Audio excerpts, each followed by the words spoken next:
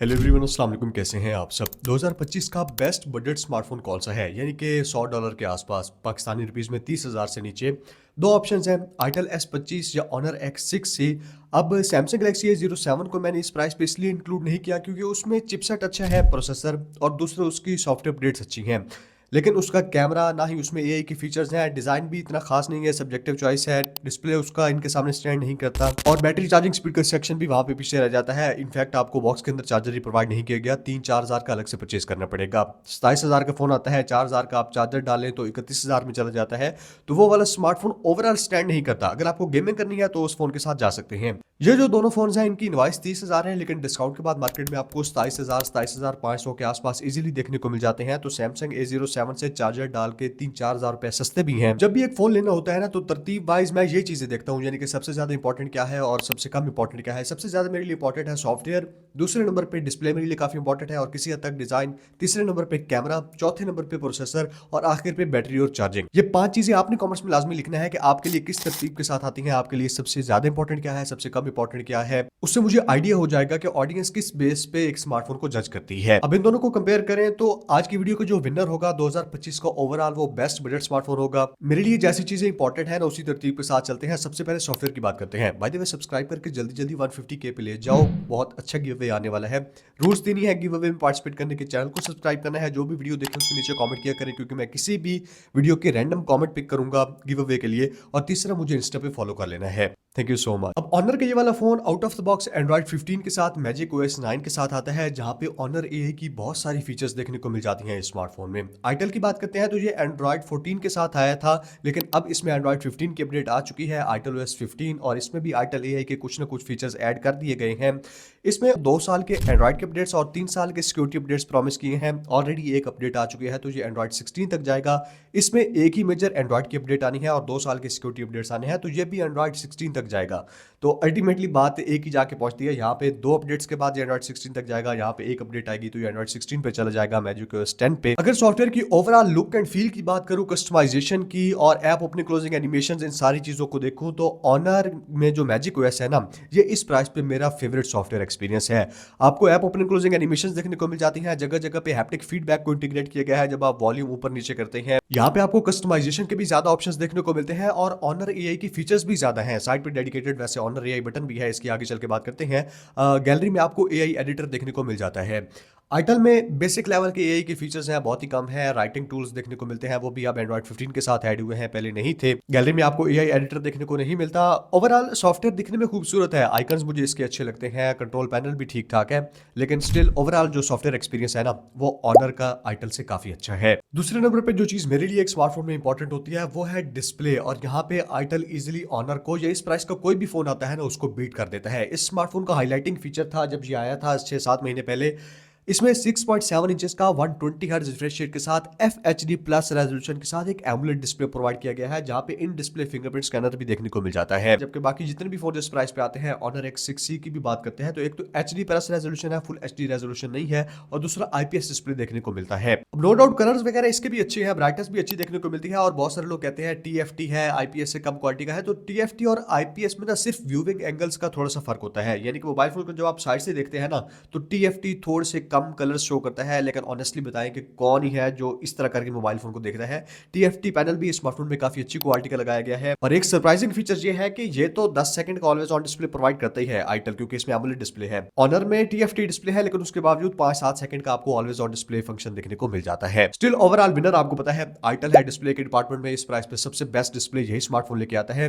Next अगर बात करें दोनों स्मार्टफोन्स के डिजाइन की, तो डिजाइन सब्जेक्टिव चॉइस है, आपने बताना है कॉमर्स में कि आपको किसका डिजाइन ज्यादा खूबसूरत लग रहा है। अगर डिजाइन के फीचर्स की बात करें, ऑनर में आपको साइड पे डेडिकेटेड AI बटन दिया गया है दूसरी साइड पे, जिसको आप ट्रिगर करके ना डिफरेंट जो फंक्शंस है उनको परफॉर्म कर सकते हैं। इसके जो एजेस और कॉर्नर्स राउंड है, उस वजह से ये हाथ में काफी कंफर्टेबली बैठता है, और बैक साइड से जो कैमरा मॉड्यूल है वो भी थोड़ी सी यूनिक शेप में है, और क्योंकि 6.6 इंचेस का डिस्प्ले साइज है, मोबाइल फोन में बेजल्स ना होने के बराबर है, तो काफी कॉम्पैक्ट फील होता है। ऊपर की साइड पे सिम स्लॉट दी गई है, सिंगल स्पीकर देखने को मिलता है, डुअल स्पीकर्स नहीं है, यहाँ पे भी सिंगल स्पीकर है, और IP64 की डस्ट एंड वाटर रेजिस्टेंस है, यहाँ पे IP53 की डस्ट एंड वाटर रेजिस्टेंस है।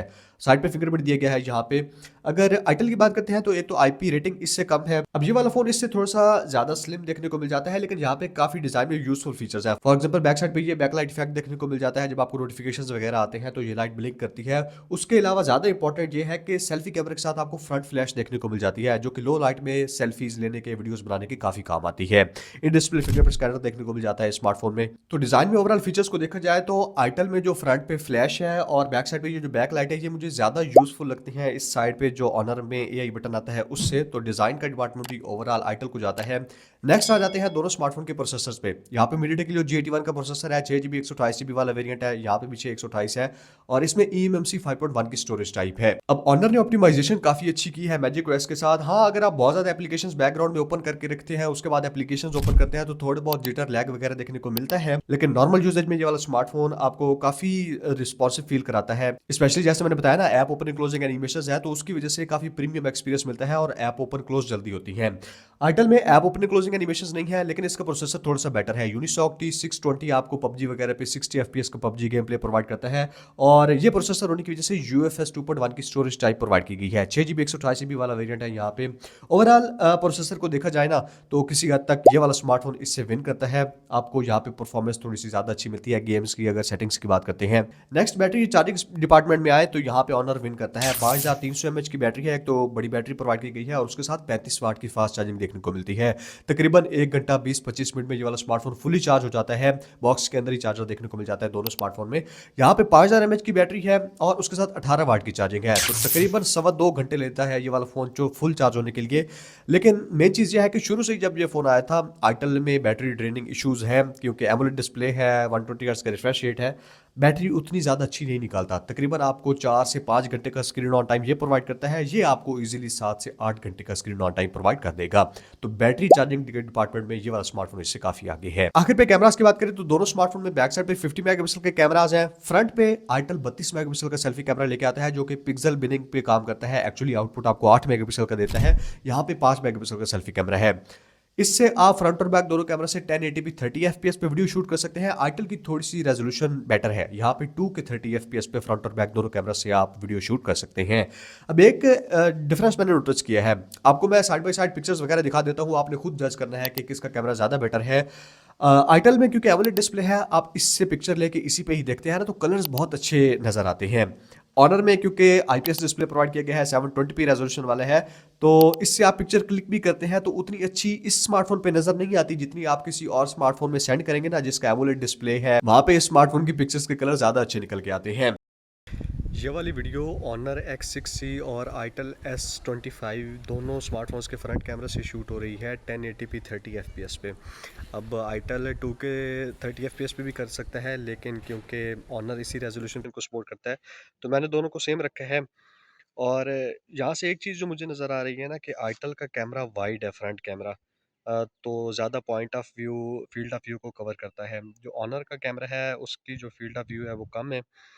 बाकी डायनामिक रेंज वगैरह कैसी है यहाँ से आपको किसी हद तक आइडिया हो जाएगा, और स्पेशली माइक्रोफोन का पिकअप कैसा है, आवाज़ आपको कैसी आ रही है। लेकिन ओवरऑल फ्रंट कैमरा में बेटर रेजोल्यूशन, वीडियो की क्वालिटी में बेटर रेजोल्यूशन प्रोवाइड करने की वजह से, और ओवरऑल किसी हद तक मुझे लगता है कि डायनामिक रेंज जो है ना वो आईटेल बहुत अच्छी कैप्चर करता है। लो लाइट में भी इसके फोटोज थोड़े से बेटर निकल के आते हैं, स्पेशली इसके फ्रंट कैमरा से इसके जो फ्रंट कैमरा है वो काफी बेटर है।